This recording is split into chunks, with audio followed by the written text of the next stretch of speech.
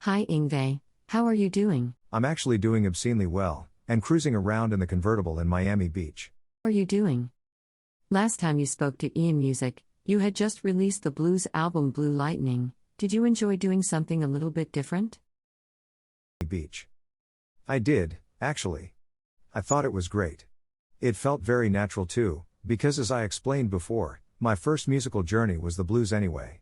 When I was just a little kid, when I was 7 years old, I first got into classical music, but the blues is no stranger to me.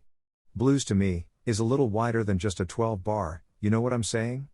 I think that Deep Purple is blues, and I think Led Zeppelin is blues, not to mention ZZ Top and AC/DC. I fucking love these bands. Eric Clapton, of course, B.B. King, listen, I love that stuff.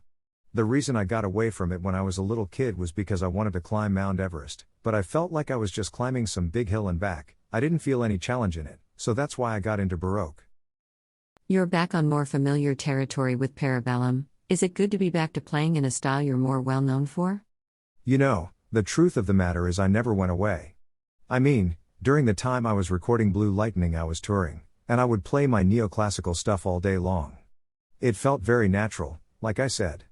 Over the years I would play the blues on stage, and I would play like a blues solo on each album, so it wasn't like it was really weird.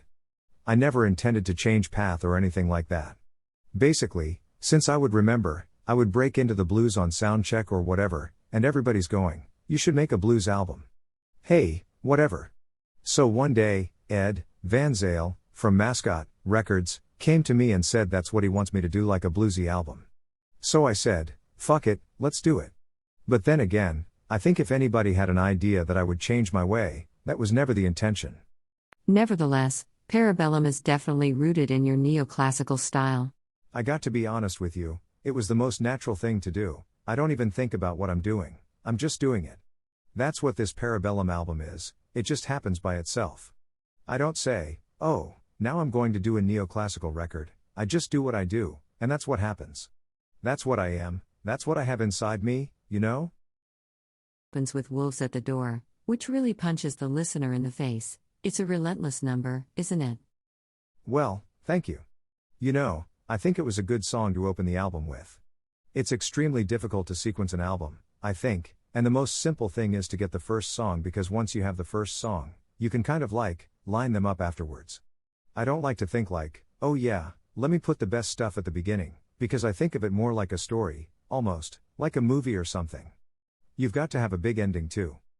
When I came to America, I was 18 years old. I was speaking fluent English. I learned English very early on as a kid, and I spoke like the Queen's English, so I came to America, and I was recording the album with Alcatraz, No Parole from Rock and Roll, 1983, and I'm sitting there in the studio, and there was a producer there, and this producer was some sort of hotshot, and I do the solo, and he goes, wow, that was really good, man.